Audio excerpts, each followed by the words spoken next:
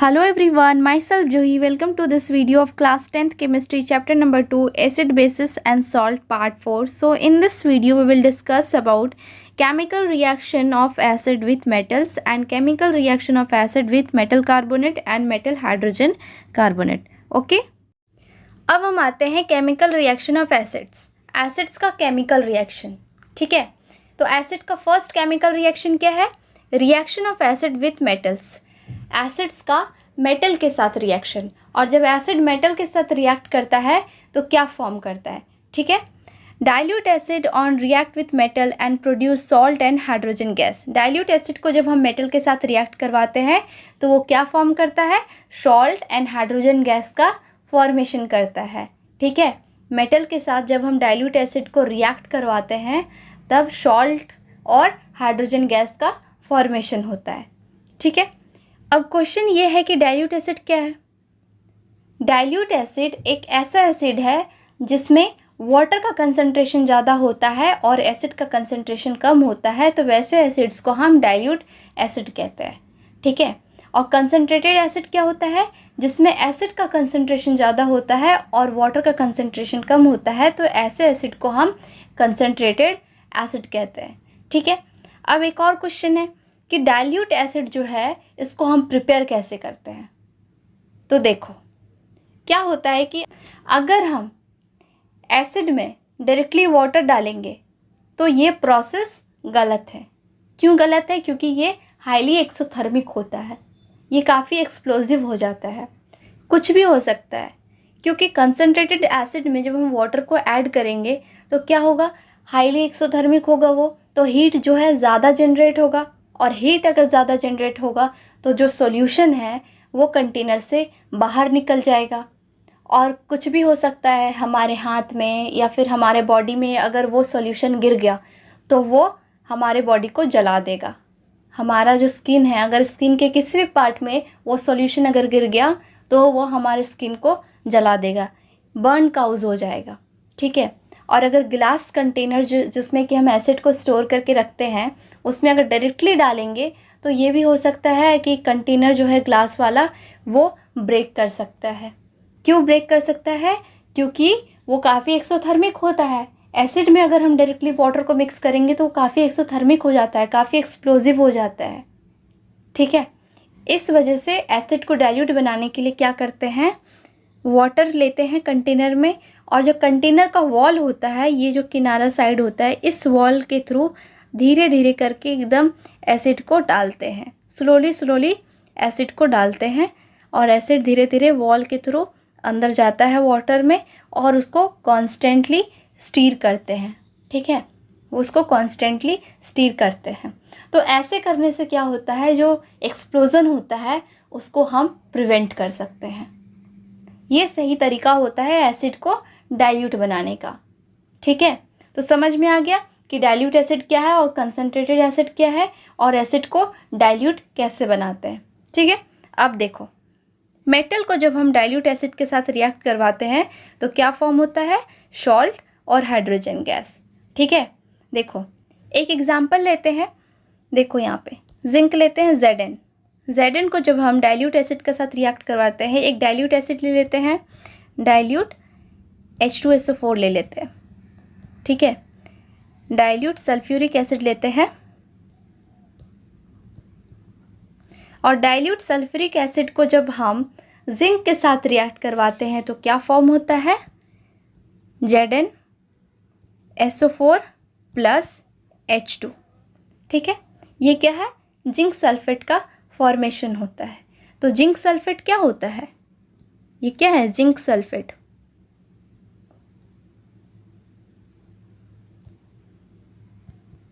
और zinc sulphate क्या है? एक सॉल्ट है. ठीक है, ये क्या है? Zinc sulphate. और जिंक सल्फेट क्या? एक सॉल्ट है. तो देखो यहाँ पे जिंक क्या है? एक मेटल है. मेटल को जब डाइल्यूट एसिड के साथ रिएक्ट करवाएं तो क्या फॉर्म हुआ? Zinc sulphate. जिंक सल्फेट क्या है? एक सॉल्ट है, और हाइड्रोजन गैस रिलीज हो गया. हाइड्रोजन गैस भी इवॉल्व हुआ और एयर में जाके वो रिलीज हो गया. ठीक है, यहाँ पे देखो, यहाँ पे भी डिस्प्लेसमेंट रिएक्शन हो रहा है. जिंक क्या किया? H2 को डिस्प्लेस किया और SO4 के साथ खुद को कंबाइन कर लिया. ठीक है। क्यों जिंक जो है वो H2 को डिस्प्लेस किया? क्योंकि H2 जो है हाइड्रोजन जो है वो जिंक से लेस रिएक्टिव है, और जिंक जो है वो हाइड्रोजन के ऊपर वाले रिएक्टिविटी सीरीज़ में हाइड्रोजन से ऊपर आता है, इस वजह से वो ज़्यादा रिएक्टिव है। उसके पास इलेक्ट्रॉन लूज़ करने की टेंडेंसी होती है, ठीक है। तो वो क्या करेगा, हाइड्रोजन को डिस्प्लेस करेगा और SO4 के साथ कंबाइन हो जाएगा। SO4 के साथ यहाँ पे ऑक्सीजन है, तो ऑक्सीजन जो है वो इलेक्ट्रॉन गेन करता है, तो जिंक खुद उसको आके इलेक्ट्रॉन दे रहा है, इस वजह से वो H2 को हटाएगा और जिंक को खुद के साथ कंबाइन कर लेगा।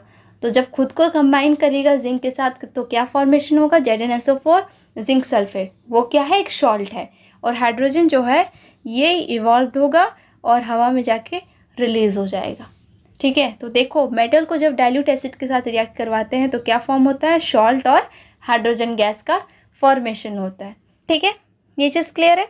एक और चीज़, कोई भी एसिड अगर वाटर में जाते ही सारे H+ आयन रिलीज़ कर दे तो ऐसे एसिड को हम क्या कहते हैं?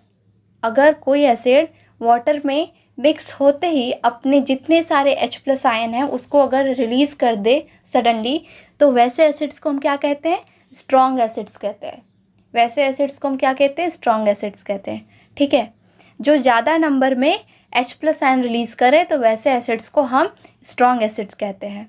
और वीक एसिड कौन होता है? वीक एसिड वो एसिड होता है जो H+ आयन जो है वो कम नंबर में रिलीज़ करता है और वाटर में डालते ही उसको थोड़ा टाइम लगता है H+ आयन रिलीज़ करने में, तो वैसे एसिड्स को हम वीक एसिड्स कहते हैं, ठीक है। तो स्ट्रॉन्ग एसिड्स में कौन कौन से एसिड्स आते हैं, सल्फ्यूरिक एसिड्स आते हैं, फिर उसके बाद HCl हाइड्रोक्लोरिक एसिड्स आते हैं, ये सब स्ट्रॉन्ग एसिड्स होते हैं, ठीक है। एक और बहुत इंपॉर्टेंट क्वेश्चन है, अगर आपसे कभी कोई पूछ दे कि हाइड्रोजन से जो नीचे जो मेटल्स होते हैं जैसे कॉपर हो गए, गोल्ड हो गए, सिल्वर हो गए, प्लैटिनम हो गए, तो ये सारे जो मेटल्स हैं ये हाइड्रोजन से लेस रिएक्टिव होते हैं, तो क्या ये मेटल्स कभी एसिड्स के साथ रिएक्ट नहीं कर सकते? क्या आप बता सकते हो कि ये जो मेटल्स होते हैं हाइड्रोजन से नीचे वाले वो क्या कभी एसिड से रिएक्ट कर सकते हैं? ऐसा बिल्कुल नहीं है, बिल्कुल कर सकते हैं, लेकिन किस एसिड्स के साथ? कंसनट्रेटेड एसिड्स के साथ वो रिएक्ट कर सकते हैं। डाइल्यूट एसिड के साथ उनमें कोई रिएक्शन नहीं होगा। अगर डाइल्यूट एसिड के साथ हम ये मेटल्स को अगर रिएक्ट करवाएंगे तो उनमें कोई रिएक्शन नहीं होगा, no reaction. But concentrated acid के साथ अगर हम रिएक्ट करवाएंगे तो उसमें रिएक्शन होगा, ठीक है। देखो यहाँ पे एक और चीज़ देखो, जैसे कॉपर है, कॉपर को जब हम डाइल्यूट एसिड के साथ रिएक्ट करवाते हैं, डाइल्यूट HCl के साथ अगर रिएक्ट करवा रहे हैं तो यहाँ पे नो रिएक्शन होगा, कोई रिएक्शन नहीं होगा, ठीक है। क्यों नहीं होगा? क्योंकि डाइल्यूट एसिड में वाटर का कंसंट्रेशन ज़्यादा है और ये मेटल इतने लेस रिएक्टिव होते हैं, वाटर तो इनको मिल रहा है तो ये रिएक्ट करेंगे ही नहीं। लेकिन अगर इनको कंसंट्रेटेड एसिड मिल जाएगा तो ये रिएक्ट कर जाएंगे। जैसे सिल्वर मेटल है, लेस रिएक्टिव मेटल है, अगर कंसनट्रेटेड H2SO4 में अगर उसको हम डाल दें, कंसनट्रेटेड होना चाहिए, डाइल्यूट नहीं होना चाहिए। कोई भी कंसनट्रेटेड एसिड में अगर हम डाल दें तो वो रिएक्ट कर जाएगा, ठीक है। तो ये चीज़ क्लियर हो गया। उसके बाद आगे बढ़ते हैं। देखो यहाँ पे ये जो मेटल का हमने एसिड के साथ रिएक्शन करवाया, इसका एक टेस्ट करते हैं, ठीक है। Test of hydrogen gas, hydrogen gas का टेस्ट करते हैं, ठीक है। देखो टेस्ट इस चीज़ का है कि जब हम एसिड का मेटल के साथ रिएक्शन करते हैं तो उसमें हाइड्रोजन गैस का फॉर्मेशन कैसे होता है, इसको कैसे पता करेंगे। तो इस चीज़ के लिए एक टेस्ट करते हैं, ठीक है। क्या करते हैं, जब हम मेटल का एसिड के साथ जो रिएक्शन करवाते हैं तो उसमें जो हाइड्रोजन गैस जो इवॉल्व होता है, जो गैस इवॉल्व होता है, उसको टेस्ट करने के लिए हम क्या करते हैं, देखो इस चीज़ को क्या करना है, एक स्टैंड लेना है, ठीक है। एक स्टैंड ले लो, उसमें क्या करना है, स्टैंड में एक टेस्ट ट्यूब को फिट कर देना है, एक टेस्ट ट्यूब को फिट करना है। जैसे ये टेस्ट ट्यूब है, ठीक है। और फिर उसके बाद इस टेस्ट ट्यूब में सल्फ्यूरिक एसिड डालना है। कौन सा एसिड? डाइल्यूट सल्फ्यूरिक एसिड डालना है, डाइल्यूट H2SO4 को डालना है। और इसमें क्या करना है, H2SO4 डालने के बाद जिंक ग्रैनुअल्स डाल देना है। जिंक क्या एक मेटल है, उसके बाद क्या करना है, यहाँ पे टेस्ट ट्यूब को बंद कर देना है, ठीक है। और उसे बंद करके यहाँ से एक डिलीवरी ट्यूब को ऐड करना है। डिलीवरी ट्यूब को ऐड करोगे, ऐड करने के बाद एक कंटेनर लेना है, उस कंटेनर में सोप का सॉल्यूशन लेना है, उस कंटेनर में सोप सॉल्यूशन लेना है, ठीक है।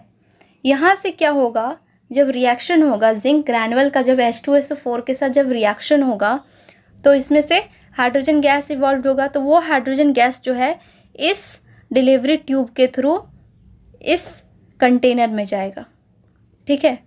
इस कंटेनर में जाएगा सोप सॉल्यूशन पे, ठीक है।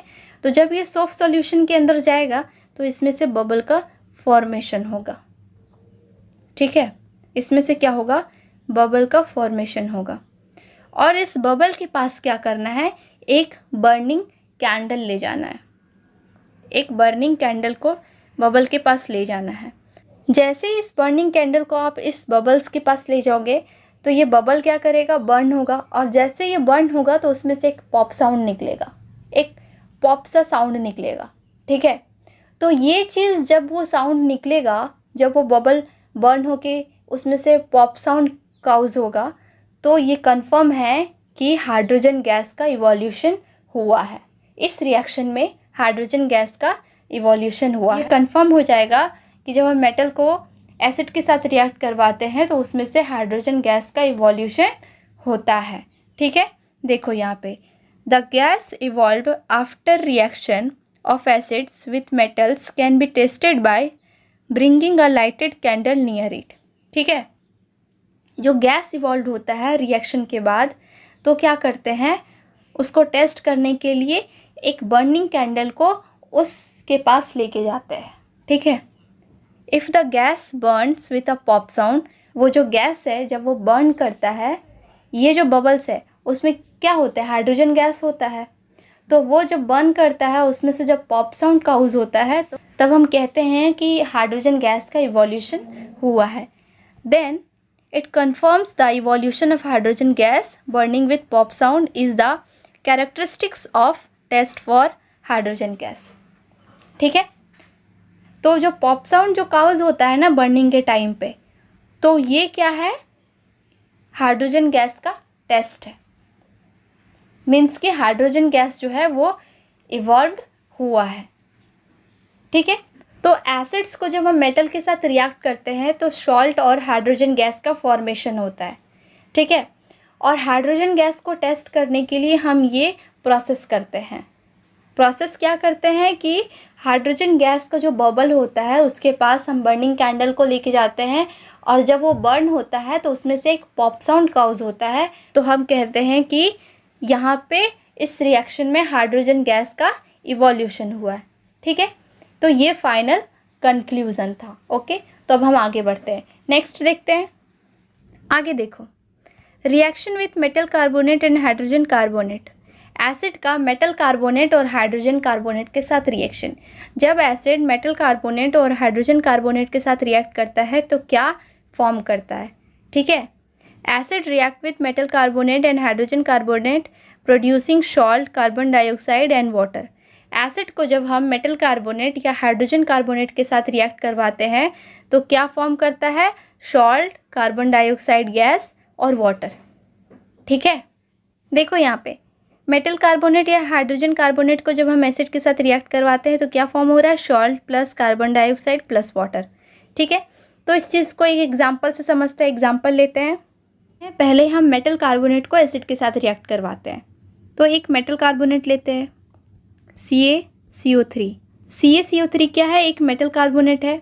ये है कैल्शियम कार्बोनेट जो कि लाइमस्टोन को ही हम कैल्शियम कार्बोनेट कहते हैं। लाइमस्टोन का केमिकल नेम होता है कैल्शियम कार्बोनेट, ठीक है। इसको हम क्या करेंगे, HCl के साथ रिएक्ट करवाते हैं। 2HCl के साथ रिएक्ट करवाएं, HCl का एसिड है, ठीक है। तो क्या फॉर्म होगा, CaCl2 plus H2O plus CO2, ठीक है। ये CaCl2 क्या है, कैल्शियम क्लोराइड है। कैल्शियम क्लोराइड क्या है, एक सॉल्ट है। ठीक है, यहाँ पे तो वाटर का फॉर्मेशन हो ही रहा है H2O, और ये कार्बन डाइऑक्साइड गैस। ठीक है, देखो तो ये जो रिएक्शन हो रहा है इसमें सॉल्ट, वाटर और कार्बन डाइऑक्साइड गैस हम लोग को मिल रहा है। तो यहाँ पे क्या कहेंगे हम कि मेटल कार्बोनेट को जब हम एसिड के साथ रिएक्ट करते हैं तो सॉल्ट, कार्बन डाइऑक्साइड गैस और वाटर का फॉर्मेशन करता है। देखो यहाँ पे CaCl2 बना कैसे? Ca क्या किया, Cl के साथ कंबाइन करने के लिए खुद को हाइड्रोजन को रिप्लेस कर दिया, हाइड्रोजन को डिस्प्लेस कर दिया। कैसे किया? हाइड्रोजन जो है वो Ca से लेस रिएक्टिव होता है और Ca हाइड्रोजन से ज़्यादा रिएक्टिव होता है। कैल्शियम जो है वो हाइड्रोजन से ज़्यादा रिएक्टिव होता है। इस वजह से ये हाइड्रोजन को डिस्प्लेस करके क्लोरीन के साथ खुद को कंबाइन कर लिया। और क्लोरीन क्या है? क्लोरीन मैंने बताया था ना कि ये इलेक्ट्रॉन गेन करने की टेंडेंसी जो है इसकी काफ़ी ज़्यादा होती है। किसी भी एलिमेंट, किसी भी एटम को क्लोरीन जब देखता है तो उसके दिमाग में सिर्फ इलेक्ट्रॉन उसका गेन करने का ही चलता है। ठीक है, उसके दिमाग में सिर्फ एक ही बात चलता है कि उस एटम का, उस एलिमेंट का इलेक्ट्रॉन को गेन करना है। ठीक है, तो उसको हाइड्रोजन से ज़्यादा रिएक्टिव एटम मिल जाता है कैल्शियम, और कैल्शियम क्या करता है? खुद से इलेक्ट्रॉन लूज़ करता है। इस वजह से क्लोरीन क्या करता है? हाइड्रोजन को डिस्प्लेस करता है, Ca को खुद के साथ कंबाइन कर लेता है। उसके बाद देखो जब Ca जो है Cl के साथ कंबाइन हो जाता है तो क्या बचता है? ये जो हाइड्रोजन जो है ये बाहर निकल जाता है, ये 2 हाइड्रोजन बाहर निकल जाता है। तो जब 2 हाइड्रोजन बाहर निकल जाता है तो कितने एटम्स बच जाते हैं? HCO3 बच जाते हैं। ठीक है, H2CO3 बच जाते हैं। यहाँ पे 2 हाइड्रोजन है ना, तो H2CO3 बच जाते हैं। ठीक है, तो ये जो H2CO3 है ये कंपाउंड जो है ये अनस्टेबल है, ये कंपाउंड अनस्टेबल है। ठीक है, तो ये खुद को स्टेबल बनाने के लिए क्या करता है? इसमें से ये जो 3 ऑक्सीजन है ना, इसमें से एक ऑक्सीजन जो है वो हाइड्रोजन के एटम को गेन कर लेता है, वो हाइड्रोजन के एटम को गेन कर लेता है। ठीक है, तो यहाँ पे फॉर्मेशन हो जाता है H2 और यहाँ पे क्या बच जाता है? CO2। एक ऑक्सीजन एटम जो है वो H2 के इलेक्ट्रॉन को गेन करके वाटर का फॉर्मेशन कर देता है। उसके बाद 2 ऑक्सीजन एटम बचते हैं जो कि कार्बन के साथ ही रहते हैं और क्या फॉर्म कर देते हैं? कार्बन डाइऑक्साइड का फॉर्मेशन कर देते हैं, और ये तब स्टेबल स्टेट में आ जाता है। ठीक है, क्लियर हो गया? तो ये है मेटल कार्बोनेट का एसिड के साथ रिएक्शन। ठीक है, अब हम देखेंगे मेटल हाइड्रोजन कार्बोनेट का एसिड के साथ रिएक्शन। तो मेटल हाइड्रोजन कार्बोनेट को जब हम एसिड के साथ रिएक्ट करवाएंगे तो वही सेम चीज़ मिलेगा हमें, सॉल्ट, कार्बन डाइऑक्साइड और वाटर। ठीक है, तो एक मेटल हाइड्रोजन कार्बोनेट का एग्जांपल लेते हैं, जैसे NaHCO3। NaHCO3 क्या है? सोडियम हाइड्रोजन कार्बोनेट है। ठीक है, इसको हम क्या करेंगे? HCl के साथ रिएक्ट करवाएंगे। HCl क्या है? एसिड है। और जब हम इसको HCl के साथ रिएक्ट करवाएंगे तो क्या फॉर्म होगा? NaCl plus H2O plus CO2। ठीक है, ये जो NaCl है ये क्या है? सोडियम क्लोराइड है। सोडियम क्लोराइड वही जो नॉर्मल सॉल्ट आप यूज़ करते हो अपने घर पे, जो सॉल्ट हम अपने घर पे यूज़ करते हैं उसका केमिकल नेम है सोडियम क्लोराइड। ठीक है, तो सोडियम क्लोराइड क्या है? एक सॉल्ट है। ओके, और वाटर का तो फॉर्मेशन हो ही रहा है और कार्बन डाइऑक्साइड गैस का भी फॉर्मेशन हो रहा है। ठीक है, क्लियर हो गया? यहाँ पे देखो क्या हो रहा है, ये जो सोडियम है बहुत ही रिएक्टिव मेटल है। ठीक है, तो ये क्या करता है? हाइड्रोजन को डिस्प्लेस कर देता है। यहाँ पे भी डिस्प्लेसमेंट रिएक्शन हो रहा है, ये हाइड्रोजन को डिस्प्लेस करता है और क्लोरीन के साथ कंबाइन हो जाता है। ठीक है, सोडियम क्या करता है? इलेक्ट्रॉन लूज़ करता है, और क्लोरीन क्या करता है? इलेक्ट्रॉन गेन करता है। तो सोडियम जब खुद से अपना इलेक्ट्रॉन लूज़ कर रहा है तो क्लोरीन उसको तो बुलाएगा ही ना अपने पास, उसको तो ऑफ़र मिल रहा है, तो वो ऑफ़र को तो जाने नहीं देगा। तो वो क्या करेगा? हाइड्रोजन को हटाएगा, क्योंकि हाइड्रोजन के पास तो एक ही इलेक्ट्रॉन है, उसको हटाएगा। वो लेस रिएक्टिव होता भी है, वो लेस रिएक्टिव है वैसे भी सोडियम से। तो वो क्लोरीन क्या करेगा? हाइड्रोजन को हटाएगा और सोडियम को खुद के साथ कंबाइन कर लेगा। तो क्या फॉर्म करेगा? NaCl, सोडियम क्लोराइड का फॉर्मेशन करेगा, जो कि एक सॉल्ट है, ठीक है। उसके बाद बच जाएगा यहाँ पे ये जो H है ये बाहर निकल जाएगा, ठीक है। तो यहाँ पे 2 H हो जाएगा, यहाँ पे एक H है ना, तो ये कितने H हो जाएंगे, H2CO3। वही सेम केस जो कि मैंने मेटल कार्बोनेट में बताया था। तो H2CO3 क्या है, एक अनस्टेबल कंपाउंड है, एक अनस्टेबल कंपाउंड है, तो ये खुद को स्टेबल बनाएंगे। तो एक ऑक्सीजन जो है वो हाइड्रोजन के साथ कंबाइन हो जाएगा, हाइड्रोजन के इलेक्ट्रॉन को गेन करेगा, तो क्या फॉर्म करेगा, H2O और CO2 बच जाएगा, ठीक है। क्लियर हो गया। तो ये है एसिड का मेटल कार्बोनेट और मेटल हाइड्रोजन कार्बोनेट के साथ रिएक्शन, ठीक है। क्लियर हो गया। उसके बाद एक और चीज़ देखो, ये जो कार्बन डाइऑक्साइड जो रिलीज़ हो रहा है, ये जो कार्बन डाइऑक्साइड रिलीज़ हो रहा है, ये एक ब्रिस्क एफरवेसेंस के साथ रिलीज़ हो रहा है, ठीक है। The carbon dioxide gas is released with a brisk effervescence, ठीक है। तो ये जो रिएक्शन है, इस रिएक्शन का एक पहचान होगा। तो वो पहचान क्या होगा, एक ब्रिस्क एफरवेशन निकलेगा, ठीक है। क्यों निकलेगा ब्रिस्क एफरवेशन, क्योंकि CO2 का फॉर्मेशन हो रहा है, क्योंकि CO2 का फॉर्मेशन हो रहा है, इस वजह से इसमें से एक ब्रिस्क एफरवेशंस निकलेगा, ठीक है। देखो, तो हम क्या करेंगे, कार्बन डाइऑक्साइड गैस का इवोल्यूशन को टेस्ट करेंगे, ठीक है।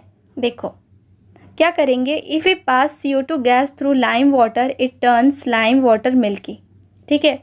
लाइम वाटर में हमें क्या करना है, CO2 को पास करवाना है, और जब हम CO2 को लाइम वाटर में पास करवाएंगे तो लाइम वाटर जो है वो मिल्कीनेस में टर्न हो जाएगा, मतलब कि वो दूध की तरह वाइट दिखने लगेगा, ठीक है, उसमें एक मिल्कीनेस आ जाएगा, ठीक है। This happen because the formation of white precipitate of calcium carbonate. और ऐसा क्यों होता है, यहाँ पे क्या हो रहा है, एक वाइट कलर का प्रेसिपिटेट बन रहा है, एक वाइट कलर का PPT बनता है, ठीक है। इस वजह से जब हम CO2 को पास करवाते हैं लाइम वाटर से, तो लाइम वाटर जो है वो मिल्कीनेस में खुद को टर्न कर लेता है, वो दूध की तरह वाइट हो जाता है, ठीक है। तो इसका रिएक्शन देखो यहाँ पे कि लाइम वाटर को जब हम CO2 से पास करवाते हैं तो वो खुद को मिल्कीनेस में कैसे टर्न कर लेता है। देखो CaOH होल 2, CaOH होल 2 क्या है, ये क्या है, CaOH होल 2 क्या है, कैल्शियम हाइड्रोक्साइड है, ठीक है। कैल्शियम को जब हम वाटर में डिज़ोल्व करते हैं तो क्या फॉर्म होता है, कैल्शियम हाइड्रोक्साइड का, ठीक है। वही कैल्शियम हाइड्रोक्साइड को हम लाइम वाटर कहते हैं, इसको हम लाइम वाटर कहते हैं, ठीक है। लाइम वाटर को जब हम CO2 से पास करवाते हैं, कार्बन डाइऑक्साइड से पास करवाते हैं, तो ये क्या फॉर्म करता है, CaCO3 कैल्शियम कार्बोनेट, ठीक है। ये क्या फॉर्म करता है, CaCO3 प्लस H2O, ठीक है। और ये जो CaCO3 है ना, यहाँ पे एक वाइट कलर का प्रेसिपिटेट बन रहा है, वाइट कलर का PPT बन रहा है, ठीक है। ये जो लाइम वाटर है ना, इसके अंदर क्या हो रहा है, एक वाइट कलर का प्रेसिपिटेट बन जा रहा है, इस वजह से लाइम वाटर जो है खुद को मिल्कीनेस में टर्न कर लेता है, ठीक है। लाइम वाटर के अंदर एक वाइट कलर का प्रेसिपिटेट बन रहा है, इस वजह से लाइम वाटर खुद को मिल्कीनेस में टर्न कर लेता है, ठीक है। एक मिल्की कलर का एक सॉल्यूशन बन जाता है, ठीक है। उसके बाद देखो, इसी रिएक्शन में जब हम एक्सेस कार्बन डाइऑक्साइड को पास करवाते हैं, ज़्यादा क्वांटिटी में कार्बन डाइऑक्साइड गैस को पास करवाते हैं, तो रिएक्शन क्या होता है। देखो यहाँ पे CaCO3 calcium carbonate plus water plus CO2, ठीक है। जब हम एक्सेस कार्बन डाइऑक्साइड यहाँ पे दे रहे हैं ना, यहाँ पे एक्सेस कार्बन डाइऑक्साइड दे रहे हैं, ठीक है, तो क्या फॉर्म होगा, CaHCO3 होल 2, ठीक है। यहाँ पे बनेगा CaHCO3 होल 2, ठीक है। और ये क्या है, वाटर में सॉल्यूबल है, ये क्या है, सॉल्यूबल इन वाटर, ठीक है। ये वाटर में सॉल्यूबल हो जाता है, और जब ये वाटर में सॉल्यूबल होता है तो इसका जो मिल्कीनेस है वो ख़त्म हो जाता है, ठीक है, वो डिसअपेयर हो जाता है, मिल्कीनेस जो है वो डिसअपेयर हो जाता है।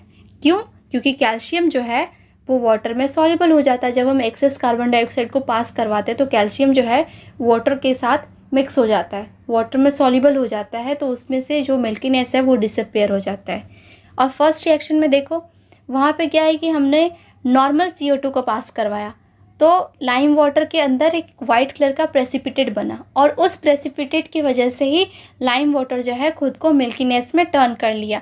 बट यहाँ पे क्या हो रहा है, यहाँ पे एक्सेस CO2 हमने दिया, एक्सेस CO2 दिया तो जो लाइम वाटर है वो वाटर में सॉल्युबल हो गया, जो लाइम है, जो कैल्शियम है वो वाटर में सॉल्युबल हो गया, तो मिल्कीनेस जो है वो डिसअपियर हो गया।